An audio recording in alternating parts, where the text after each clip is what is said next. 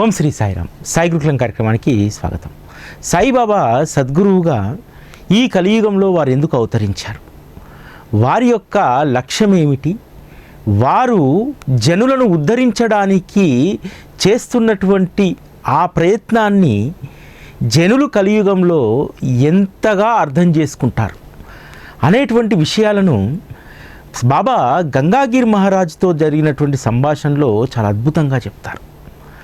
ఆ రోజుల్లో గంగాగిరి మహారాజు ఊరూరా కూడా శ్రావణ మాసంలో నామ సప్తాహాలను ఏర్పాటు చేసేటువంటి వారు. ఆ రోజుల్లోనే కొన్ని లక్షల మంది జనం గంగాగిరి మహారాజు ఎక్కడ ఏ గ్రామంలో నామ సప్తాహం ఏర్పాటు చేస్తే ఆ గ్రామానికి తరలి వచ్చేటువంటి వారు. ఆ సాంప్రదాయం ఇప్పటికి కూడా కొనసాగుతూ ఉంది. గంగాగిరి మహారాజు 1847 సంవత్సరంలో ఈ నామ సప్తాహాలను ప్రారంభించారు. ఇటీవల కాలంలో బాబా శతాబ్ది ఉత్సవాల సందర్భంగా ఒక 8 ఏళ్ల క్రితము బాబా మహాసమాధి శతాబ్ది ఉత్సవానికి గౌరవ సూచకంగా షిరిడీలో నామ సప్తాహాన్ని ఏర్పాటు చేశారు. దాదాపు 350 ఎకరాల్లో ఆ నామ సప్తాహ ప్రాంగణాన్ని ఏర్పాటు చేస్తే 25 లక్షల మంది జనం వచ్చారు. ప్రతి సంవత్సరం కూడా శ్రావణ మాసంలో పంచమి నుంచి ద్వాదశి వరకు ఈ సప్తాహం జరుగుతుంది. ప్రతి ఏటా కూడా 20 నుంచి 25 లక్షల మంది ఇప్పటికీ కూడా నామ సప్తాహం గంగాగిరి మహారాజ్ సంస్థానం ఏర్పాటు చేసేటువంటి దానికి జనం తరలి వస్తారు. ఒక భక్తుడు చెప్పారు, షిరిడీకి వెళ్ళినప్పుడు నామ సప్తాహం జరిగేటప్పుడట అక్కడ వంట పాత్రలలో పెద్ద పెద్ద దేకీసలలో ఉండరట, ట్యాంకర్లలో పప్పు వస్తుందట, ట్యాంకర్లలో కూర వస్తుందట. ఆ విధంగా ట్యాంకర్ విప్పితే అలా పప్పంతా కూడా దేకీసులలో పడుతుందట. అంత పెద్ద ఎత్తున అన్న సందర్పణ చేస్తారట. గంగాగిరి మహారాజు నామసప్తాహాలు చేస్తున్నటువంటి సందర్భంలో ఒకసారి షిరిడీకి వస్తారు. షిరిడీకి వచ్చినప్పుడు వారు మారుతి ఆలయంలో ఉంటారు. మారుతి ఆలయంలో అక్కడికి వచ్చినటువంటి భక్తులతోటి భక్తి మార్గానికి సంబంధించినటువంటి ఇష్టాగోష్ఠిగా వారితో మాట్లాడుతూ ఉంటారు. వారు మాట్లాడుతున్నటువంటి సందర్భంలో ఒక వ్యక్తి 2 భుజాలపైన కూడా కడవలు పెట్టుకొని వెళ్తూ ఉంటారు. గంగాగిరి మహారాజు వారిని చూడగానే ఆయాచితంగా లేచి నమస్కారం చేస్తారు. అయినా సరే ఆ మహాత్ముడు ఆ కుండలను తీసుకొని ద్వారకామయ్య వైపు వెళ్తారు. వెళ్తున్నటువంటి వారిని గంగాగిరి మహారాజు అనుసరించి మసీదులోకి వెళ్తారు. బాబా ఆ 2 కుండలు కూడా మసీదు సభామండపం మూలన పెట్టి వెనక్కి తిరిగి చూసేసరికి గంగాగిరి మహారాజు బాబాకు నమస్కారం చేస్తారు. అక్కడ ఉన్నటువంటి జనులందరూ ఆశ్చర్యపోతారు.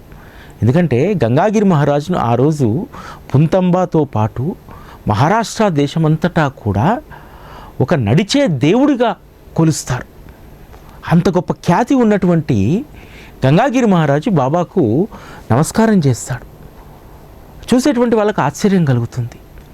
బాబా వెనక్కి తిరిగి ఒక మాట అంటారట. గంగాగిరి మహారాజు సంస్థానం సంబంధించినటువంటి ప్రస్తుతం ఉన్నటువంటి రామగిరి మహారాజు గారితో మనం మాట్లాడినప్పుడు చెప్పినటువంటి అద్భుతమైనటువంటి విషయాలన్నమాట ఇవి. వెనక్కి తిరిగి దేవాలయము మసీదుకి వచ్చిందేంటి అని అడుగుతారట. ఇంత అద్భుతమైనటువంటి మాట కదా, దేవాలయము మసీదుకి వచ్చిందేమిటి అని. గంగాగిరి మహారాజు ఎక్కడికి వెళ్ళినా ఆ గ్రామంలో పట్టణంలో ఉన్నటువంటి దేవాలయంలో మాత్రమే వారు కూర్చుంటారు. ఎవరి గృహాలకు వెళ్ళరు. నామసప్తాహం జరిగితే ఆ సప్తాహం జరిగేటువంటి ప్రాంగణంలోనే ఉంటారు. లేదా వారి యొక్క నివాసము ఏ మందిరం ఉంటే ఆ మందిరంలో నివసిస్తారు. అటువంటి గంగాగిరి మహారాజు బాబా ఉన్నటువంటి ఆ పాడుబడ్డ మసీదులోకి వచ్చారు. అందుకనే బాబా చాలా చమత్కారంగా అన్నారు, దేవాలయం మసీదులోకి వచ్చిందేంటి?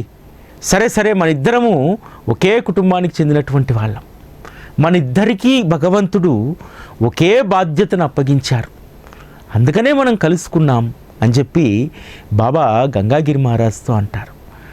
ఈ గంగాగిరి మహారాజు నామసప్తాహాలు చేస్తూ ప్రతి భక్తుడి యొక్క హృదయంలో హరినామం నిశ్చింతగా ఎప్పుడూ పలికేటువంటి సాధనను వారు చేయిస్తున్నారు. బాబా కూడా వారి యొక్క అవతార కార్యంలో నామానికే ప్రాధాన్యత ఇచ్చారు.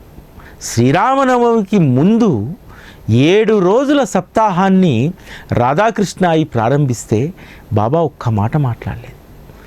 ప్రతిదానికి అనుమతి తీసుకునేటువంటి వారు, కానీ రాధాకృష్ణ అయి ఏ అనుమతి తీసుకోకుండానే నామసప్తాహాన్ని ప్రారంభించాలని చెప్పి సంకల్పిస్తే బాబా ఒక్క మాట కూడా అన్నారు. ఆ నామసప్తాహం జరుగుతున్నన్ని రోజులు కూడా బాబా ఆత్మావలోకనం చేస్తూ ఎంతో ప్రశాంతంగా ఉండేటువంటి వారట. గంగాగిరి మహారాజ్ యొక్క సంకల్పం, బాబా యొక్క అభిష్టం, ఈ రెండు ఒకటే. అందుకనే ఒకే మాట అన్నారు, మన ఇద్దరము కూడా ఒకే కుటుంబానికి సంబంధించినటువంటి వాళ్ళం, అనేక రోజులుగా మనము కలిసి ప్రయాణం చేస్తున్నాం. చాలా అద్భుతమైనటువంటి సారూప్యత. భగవంతుడి యొక్క నామం నరుడి హృదయంలో ఉంటే నరుడి యొక్క ప్రవర్తనలో మార్పు వస్తుంది. బాబా ఆకాంక్షించింది అదే, గంగాగిరి మహారాజ్ ఆకాంక్షించింది అదే. ప్రజలను సన్మార్గంలో పెట్టడానికి భగవంతుడు మన ఇద్దరినీ కూడా ఇక్కడికి పంపించారని అంటారు. బాబా యొక్క తత్వం అంతా కూడా భక్తుల్ని సన్మార్గంలో పెట్టడమే కదా. గంగాగిరి మహారాజ్ చేస్తుంది అదే కదా. ప్రతి హృదయంలో కూడా హరినామము ప్రజ్వలిస్తూ ఉంటే, హరినామ ఘోష జరుగుతూ ఉంటే ఇక ఆ జీవికి ఇతరత్ర వ్యామోహాలు ఉండవు అనేటువంటి సంకల్పం గంగాగిరి మహారాజ్ది. బాబా కూడా తను ఆశ్రయించినటువంటి భక్తులకు నామము, భగవంతుని యొక్క కథాశ్రవణం, ఈ రెండింటినే ఉపాసనగా మనకి ఇచ్చారు.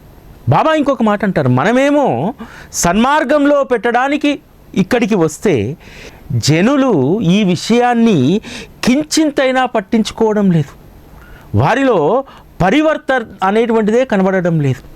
ఎందుకంటే కలియుగంలో ఎప్పుడూ కూడా మాయ మనల్ని వెంబడిస్తుంది. బాబా ఎన్నో రకాలుగా మనల్ని ఒక మంచి మార్గంలో పెట్టాలని చూస్తాడు, ఒక మంచి సాధనలో ఉంచాలని చూస్తాడు. కానీ ఈరోజు బాబా మార్గంలో కూడా 100కి 70-80% మంది మనం కేవలము ఒక కోరికల కోసం మాత్రమే ఉన్నాం. ఆ కోరిక తీరిన తర్వాత సంతోషిస్తాం, ఆనందిస్తాం. కోరిక తీరడంలో జాప్యం జరిగితే బాబా పైన అలుగుతాం. కానీ తృప్తిగా ఉండేటువంటి పరివర్తన అనేటువంటిది మాత్రం మనలో రావట్లేదు కదా. బాబా గంగాగిరి మహారాజ్తో అదే అన్నారు, మనం ఎంత ప్రయత్నం చేస్తున్నా సరే జనుల్లో కించింతైనా కూడా పరివర్తన రావట్లేదు కదా అని అంటారు. అది ఈ రోజుకు జరుగుతూనే ఉంది. చాలామంది బాబాకు లక్షల సంఖ్యలో, కోట్ల సంఖ్యలో భక్తులు పెరుగుతున్నారు అని చెప్పి అని అంటారు. నిజంగా పెరిగేటువంటి భక్తుల్లో అసలైనటువంటి పరివర్తన వస్తుందా? ఎందుకు రావట్లేదు? ఆ విషయాన్ని కూడా బాబా గంగాగిరి మహారాజ్తో చెప్తారు. అందరూ కూడా క్షుద్రమైనటువంటి విలాసాల మైకంలోనే చిందేస్తున్నారు, అంతే తప్ప పరివర్తన వైపు రావట్లేదు అని చెప్పి. ఎస్, ఈరోజు జరుగుతున్నటువంటిది కూడా అదే. ఆధ్యాత్మిక మార్గం ఏదైనా సరే భగవంతుని సమక్షంలో ఉన్నటువంటి కొద్దిసేపు, ఏదో సత్సంగం వింటున్నటువంటి మరికొంత సమయం, ఈ సమయం మాత్రమే మనలో పరివర్తన వచ్చినట్టుగా అనిపిస్తుంది. కానీ ఆ తరువాత క్షుద్రమైనటువంటి విలాసాల మైకంలోకే మనం వెళ్ళిపోతూ ఉన్నాం. సద్గురు మార్గంలో ఈ విలాసవంతమైనటువంటి మైకాన్ని తగ్గించుకోవాలి. తగ్గించుకుంటే నీవు భగవంతుని వద్దకు ఎందుకు వచ్చావో అర్థమవుతుంది. నీవు సద్గురువును ఆశ్రయించినందుకు నీ జీవితాన్ని ఎలా మలుచుకోవాలో తెలుసుకోగలుగుతావు. ఇవి పోనంత కాలము మనము అసలైనటువంటి సద్గురు సాంగత్యాన్ని మనం అనుభవించలేము. బాబా అంటారు, ఇటువంటి సమాజంలోకి భగవంతుడు మన పైన స్వచ్ఛమైనటువంటి ఆవు పాల కుండను మన నెత్తిన పెట్టి పంపించాడు. కానీ ఇక్కడ ఉన్నటువంటి జనము ఆవు పాల కుండపైనే రాళ్ళేయాలనుకుంటున్నారు. మనం తెచ్చినటువంటి ఈ ఆవు పాలన్నీ కూడా వాళ్ళు వేసేటువంటి రాళ్ళ వల్ల అవి నిరుపయోగంగా మారుతాయి అని చెప్పి బాబా అంటారు. ఈరోజు సమాజంలో జరుగుతుంది అదే కదా. బాబా సద్గురు సామ్రాట్ రూపంలో మనందరికీ సమతా మమతను పంచి మనలో పరివర్తన తీసుకురావడానికి, మనలో ఉన్నటువంటి అనేక రకాలైనటువంటి దుస్సంస్కారాలను ప్రాలదోలడానికి మన దోసిట్లో స్వచ్ఛమైనటువంటి ఆవు పాలను పోసి మనతో సేవింపజేస్తామంటే దాన్ని మనము సేవించడానికి సిద్ధంగా లేం. అవి సేవిస్తే మనలో ఉన్నటువంటి అర్షవర్గాలన్నీ కూడా నాశనం అయిపోతాయి. కానీ మనమేమో భగవంతుడు సద్గురువునెత్తిన పెట్టినటువంటి కుండ పైన రాళ్ళేస్తూ ఉన్నాం. ఈరోజు బాబా పైన జరుగుతున్నటువంటి దాడి కూడా ఇదే. బాబా తెచ్చినటువంటి ఆ మధురమైనటువంటి ఆవు పాలను చాలామంది బాబా భక్తులు తరతరాలుగా సేవిస్తూ వారి జీవితాల్లో గొప్ప పరివర్తన తెచ్చుకుంటున్నారు.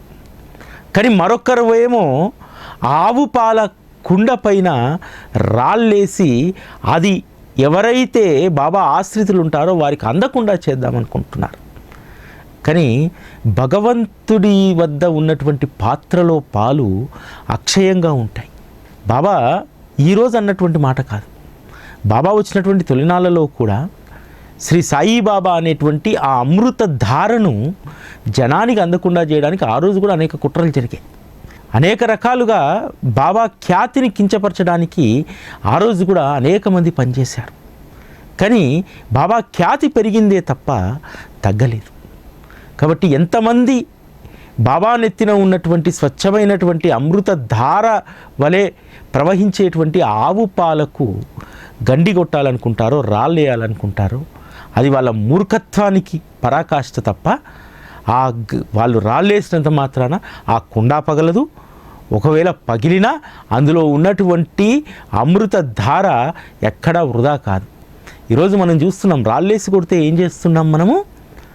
ఆ రాళ్ళేసి కొట్టినటువంటి ఆ కన్నం నుంచి వచ్చినటువంటి ఆ అమృత జరిని పట్టుకొని ఇంకా మనం బలంగా తయారు కావడానికి ఆ దాడి కూడా ఉపయోగపడుతుంది.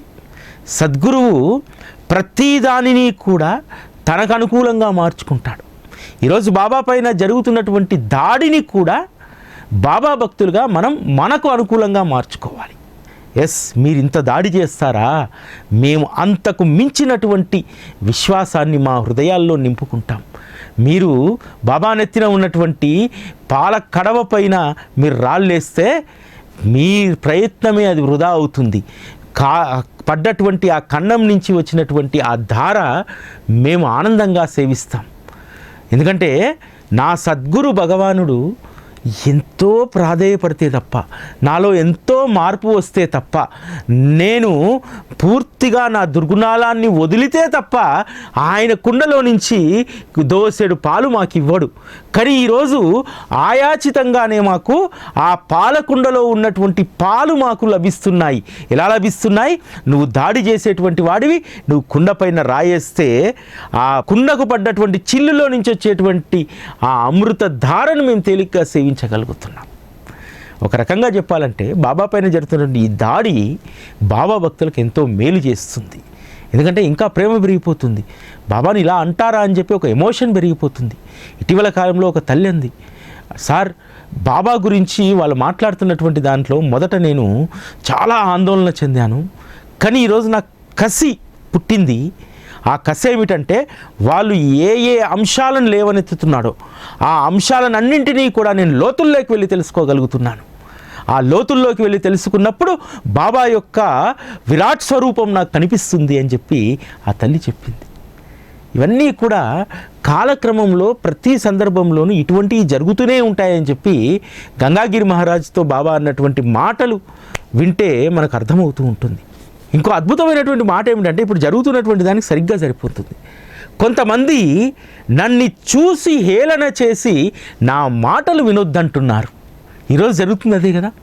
బాబా తత్వము రోజు రోజుకు ఉవ్వెత్తున ఎగిసి పడుతుంటే అది చూడలేక వెకిలి నవ్వులు నవ్వుతూ వెకిలి మాటలు మాట్లాడుతూ బాబా తత్వాన్ని కించపరిచేలాగా చేస్తున్నారు కదా.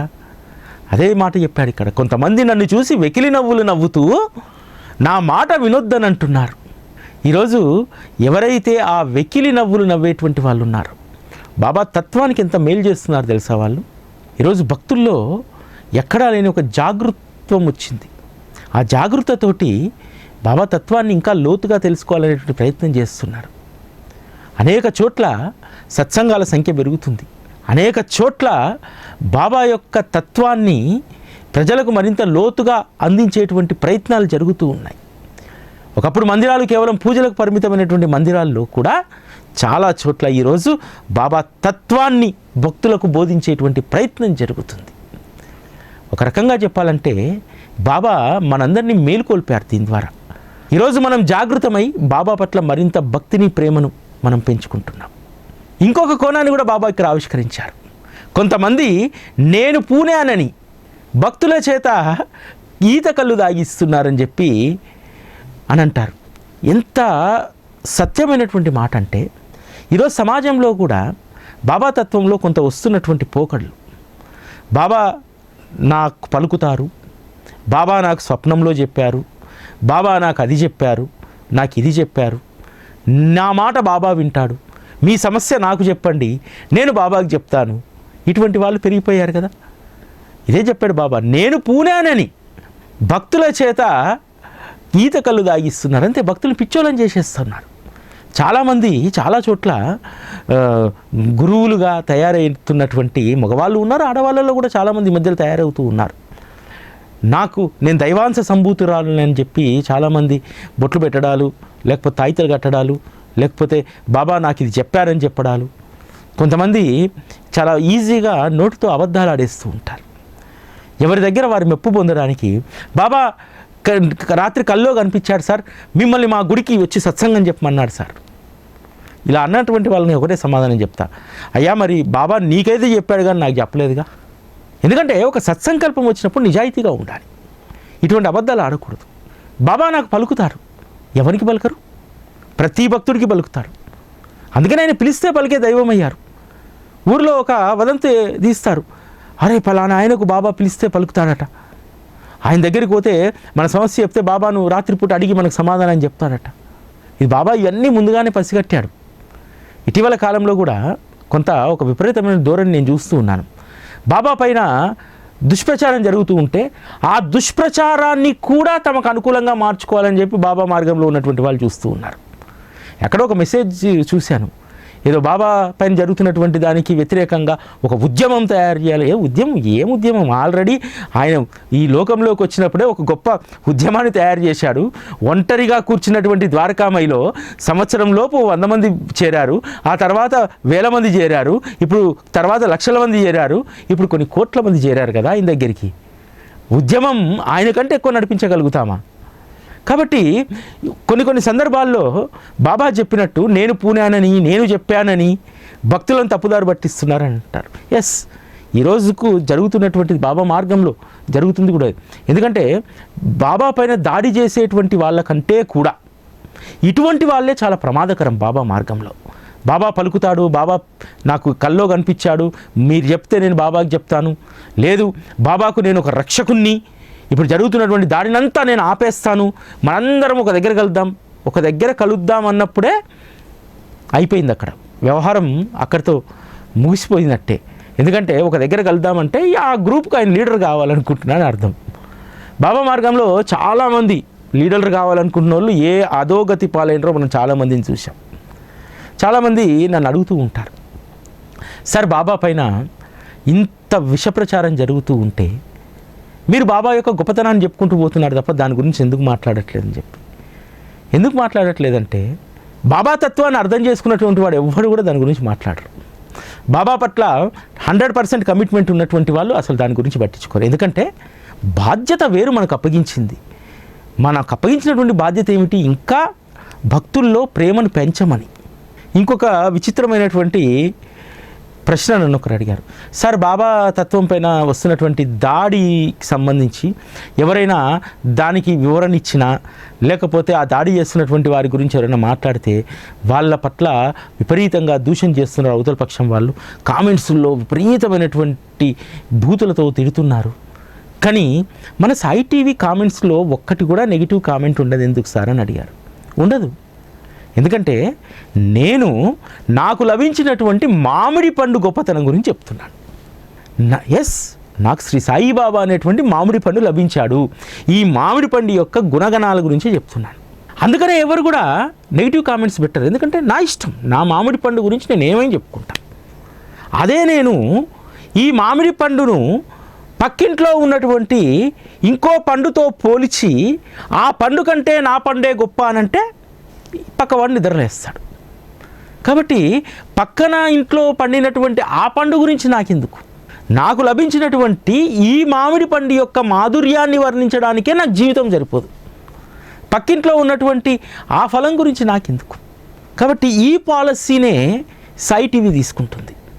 ఆ పాలసీ తీసుకుంది కాబట్టే ఇప్పటికీ కూడా ఇంత విషప్రచారం జరుగుతున్నా సరే సాయి టీవీ కానీ నేను కానీ తొనకలేదు.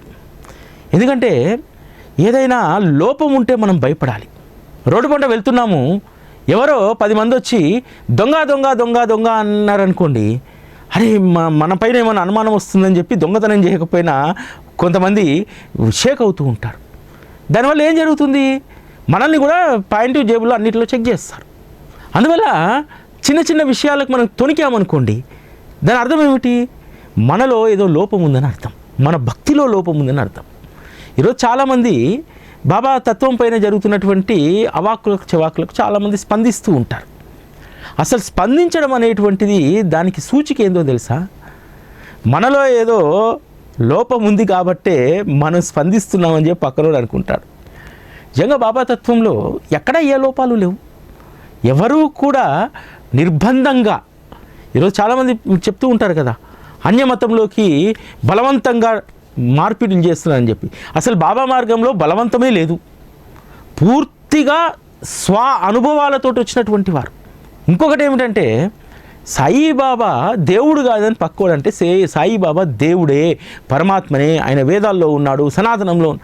అరే ఎవరికి కావాలయ్యా, బాబా దగ్గరికి వచ్చినటువంటి ఒక సగటు భక్తుడు బాబా దేవుడా, సనాతనంలో ఉన్నాడా, లేకపోతే వేదాల్లో ఉన్నాడా, ఉపనిషత్తుల్లో ఉన్నాడా చూసి రీసెర్చ్ చేసి వచ్చినాడు ఒక్క భక్తుడు లేడా. అటువంటి వాడు ఉండడు బాబా దగ్గర.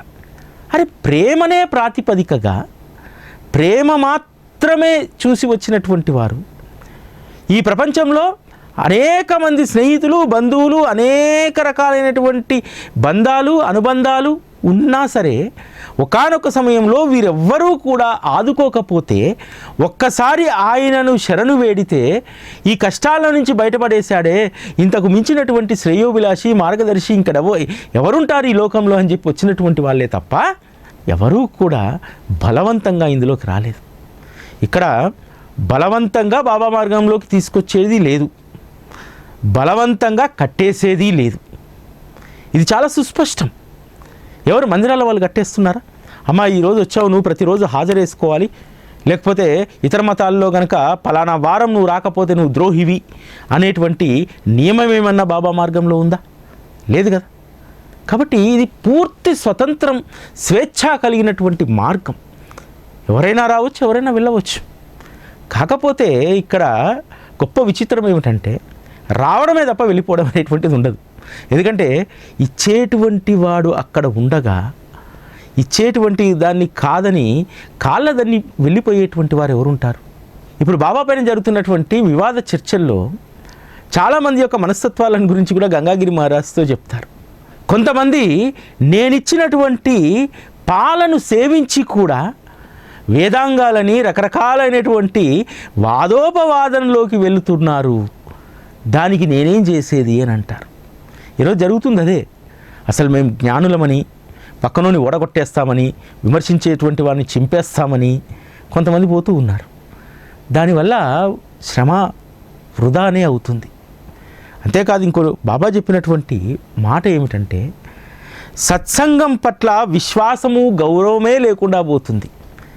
ఈరోజు చాలామంది మంచి సత్సంగకర్తలు కూడా ఏమైపోతున్నారంటే బాబా పైన జరుగుతున్నటువంటి దాడిని ఖండించేసి తమ మేధావులం అని చెప్పి ప్రకటించుకోవాలనుకుంటున్నారు. దీనివల్ల ఏం జరిగింది? బాబా ఇచ్చినటువంటి అద్భుతమైనటువంటి సత్సంగం పైన గౌరవం లేకుండా పోతుంది. సత్సంగాన్ని వదిలేసి వాదోపవాదనలకు, పేరు కోసం పాకులాడుతున్నటువంటి వాళ్ళ సంఖ్య కూడా ఈరోజు పెరుగుతూ ఉంది రోజు రోజుకు. కాబట్టి దయచేసి సాయి భక్తులారా, ఎవరైనా సరే ఇప్పుడు జరుగుతున్నటువంటి దానిపైన మనం పోరాడుదాం, ఉద్యమం చేద్దాం, ఉరుకులాడుదాం అంటే అది బాబా మార్గంలో అది సాధ్యమయ్యేటువంటి పని కాదు. బాబాయే జవహర్ అలీ వచ్చి ఇతడు నా శిష్యుడు అనంటే నమస్కారం పెట్టి గురువు గారు అలానే పదండి అని అన్నాడు. అంటే ఎవరైనా సరే ఏదో వాళ్ళకి నోటికి తోచింది వాడు సస్టైన్ కావడానికి చేసేటువంటి ఆ ఆటలో వాడు బాబాను ఉపయోగించుకుంటే దాని ద్వారా 4 డబ్బులు వస్తాయి, కొంచెం పేరు వస్తుంది. ఎందుకంటే ఊళ్ళో ఉన్నటువంటి ఎల్లయ్యని తిడితే పేరు రాదు, ఊర్లో ఉన్నటువంటి ప్రెసిడెంట్ గారిని తిడితే పేరు వస్తుంది. కాబట్టి ప్రెసిడెంట్నే తిడతారు. ఇక్కడ కూడా అంతే, బాబాను నిందిస్తే ఖ్యాతి వస్తుంది కాబట్టి చేస్తున్నారు. ఎన్ని రోజులు చేస్తారు, ఎన్ని రోజులు సస్టైన్ చేస్తారు? ఈరోజు ఏదైనా గుడి దగ్గరికి వెళ్ళి ఈ వారం గుడికి ఒక 2 నెలల క్రితం కంటే ఒక 10% జనం దగ్గరను, ఒక 5% దగ్గరను చూపెట్టమనండి.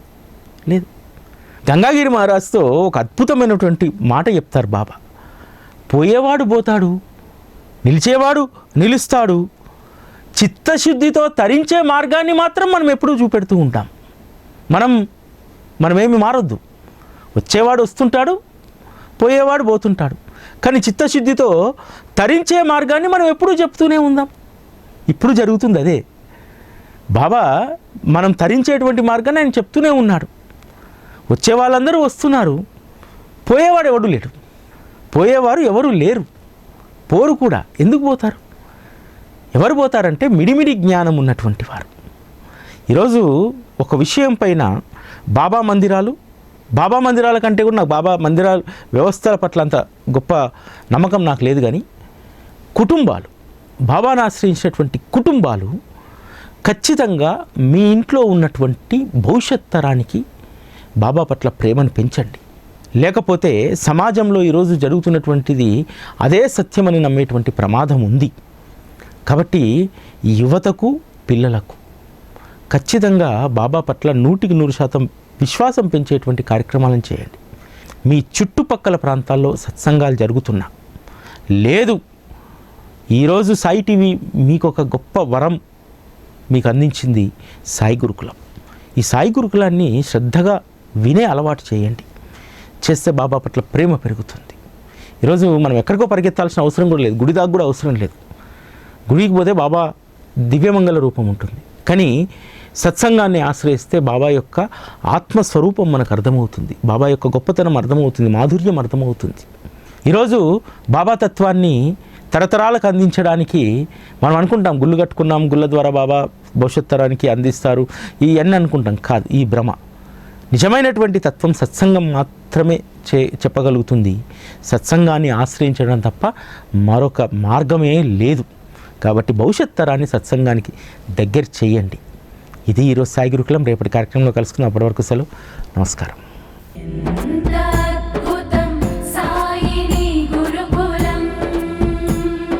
శిక్షణే తప్ప శిక్షలు లేని శరణాగతి సౌదం